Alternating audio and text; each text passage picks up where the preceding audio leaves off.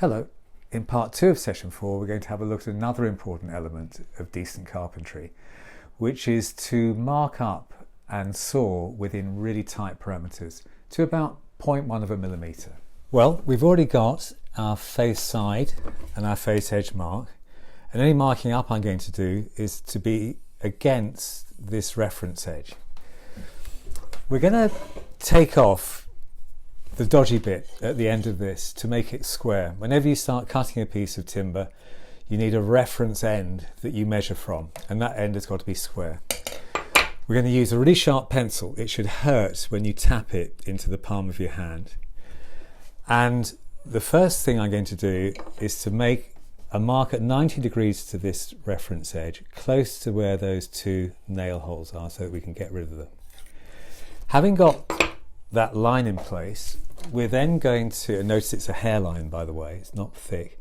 I'm going to put the point of my knife on the line and bring the square up to it so that I know it's in the right place.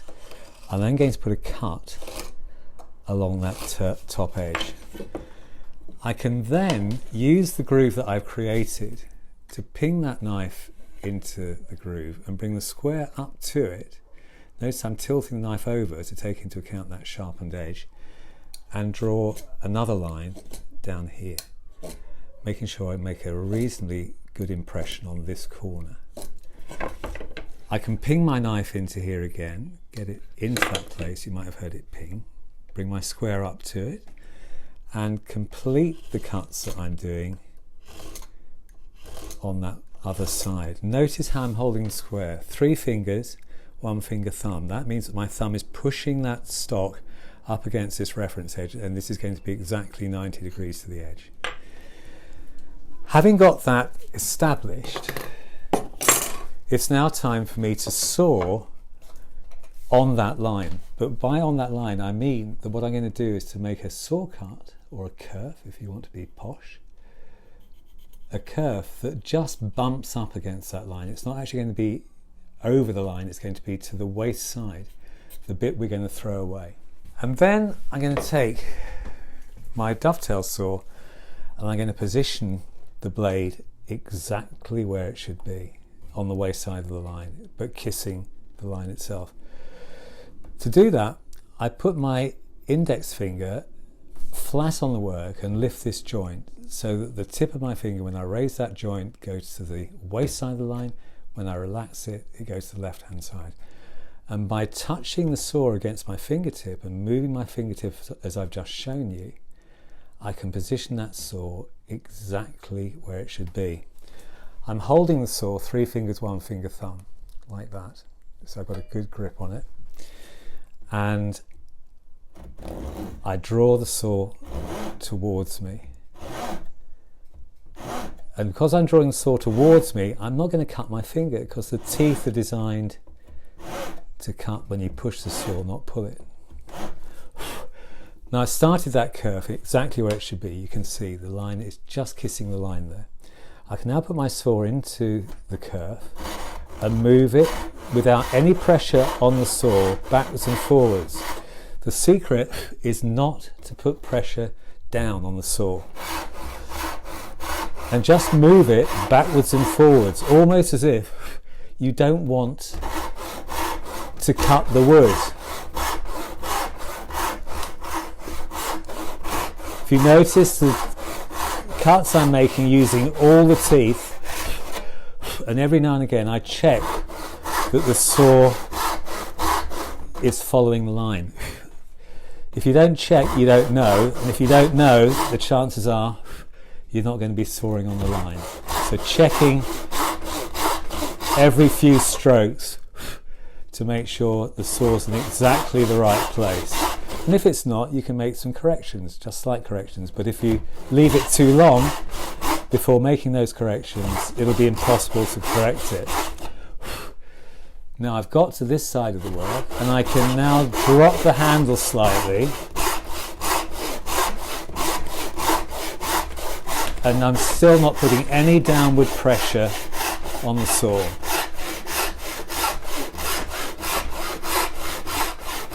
And you can hear when you're about to get through the cut. when you're using a Workmate, it's important to adopt the stance that's going to give you the best chance of getting a decent result. So in my case, because I'm right-handed, I haven't got the wood sticking out too far from the end of the Workmate. I put my left foot on the step, I brace my right leg, I lean over and put the weight of my body on top of the workpiece. I hold the saw correctly, and I have the saw at about 10 degrees to horizontal. My wrist, my elbow and my shoulder are in line with the saw, and my elbow passes my hip, so I'm not standing too far to the right. And I remember not to press down with the saw, and to use as many of the teeth as I can. I'm dead on the line, and if I hold the square up to the end here using my reference edge, you'll see that that is dead 90 degrees. And it really is that simple. You need a bit of practice, but if you check what you're doing and you follow what I've just done, you should be able to get a square end on the end of a piece of wood, and that's the beginning of decent carpentry. So I'm going to make the two components of my bench hook 250 millimeters long. And I first of all position my steel rule so that I can feel that the end of the steel rule is flush with my square end, and your sense of touch is so sensitive that I can make that as one surface. The end of the steel rule and the end of the piece of wood is one surface, and I can probably feel to something like 0.01 of a millimeter that it's that sensitive. I can now put a mark exactly at 250, and I put a dot with my sharp pencil, spot on 250. Now, if I can get that close to the camera, I don't know whether I can. At 250, you'll see a dot. And if you look really closely, those millimeter marks suddenly become really big. And it's quite possible to see 0.1 of a millimeter. Now, I reckon that I've got that pretty spot on. I've been a bit lucky, and that looks to me as if it's exactly 250 millimeters. And I want to draw a line exactly on that at that point I've made. So I put my knife onto that point at 250. Using my reference edge, I bring my square up to my knife blade, and I then draw myself a line, angling my pencil so I'm going right into that corner. And you can see that I've succeeded in drawing a line exactly through that point. I'm not going to accept that that's 250, I'm going to measure it again. So I'm going to flush the end of the steel rule with my finger and check it. And there's an old maxim in woodwork that says if you measure twice and cut once, you don't go too far wrong. So that's my second measurement. It's dead on. I'm very happy. Now I can go for broke, and I can draw that line with my knife. Nothing I can do about that now. I've made a mark in the wood that's irreparable, but I know it's in the right place. I put my knife into the groove like I did before. You didn't see it before. I looked at the video and it's not very clear. Now it should be clear. Knife up to there, square across, ping my knife into that groove, bring my square up to it. I'm still using my reference edge, take the knife across, and I will do the same thing. Now this time, because this is the piece of wood that we want to keep, my cut is going to be on the waist side, which will be on this side of the line. This is going to be my waist side. Because I'm right-handed, it's easier if I have the wood hanging over like that. Positioning the saw so it's exactly in the right place. Pulling, no blood coming from my fingertip. I'm happy with the way that is. using the weight of the saw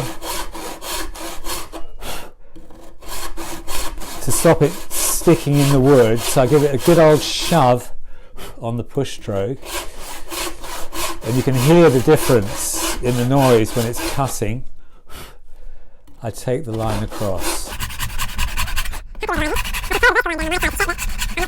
Because this is overhanging, I'm going to hold that piece of wood as I just finish off the cut. And is it 250 millimeters long? Let's see. I've got this flush, it's parallel to my reference edge, and it's dead on. I'm going to cut the second of my two 250 millimeter components, but this time so that you can see what my sawing action is like from a different angle. So let's whiz through this a bit quickly.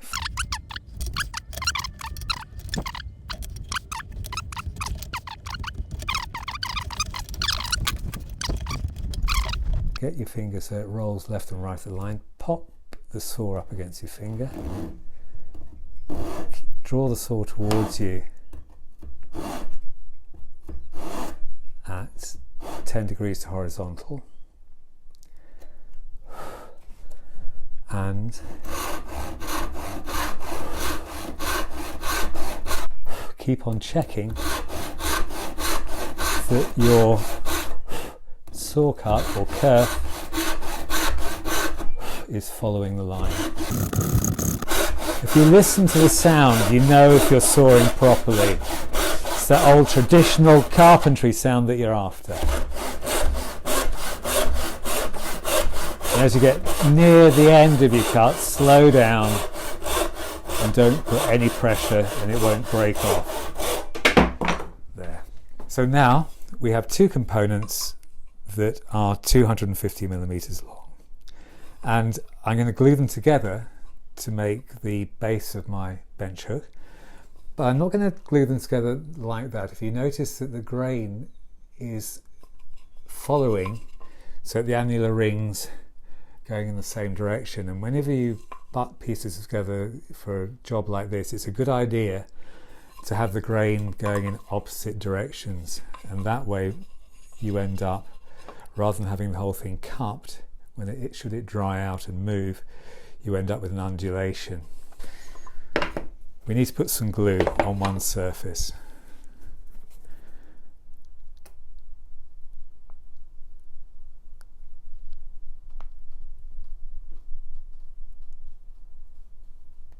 Right. And we'll just spread that. Get rid of the excess, and we'll rub these together so the wood becomes a little sticky to move. So two components, that's beginning to get a little bit sticky. We will flush up the end so that we've got a nice level surface there. Pop that into the Workmate. Notice I put a piece of wood to bridge the gap. Just check that they're sitting level. They haven't moved.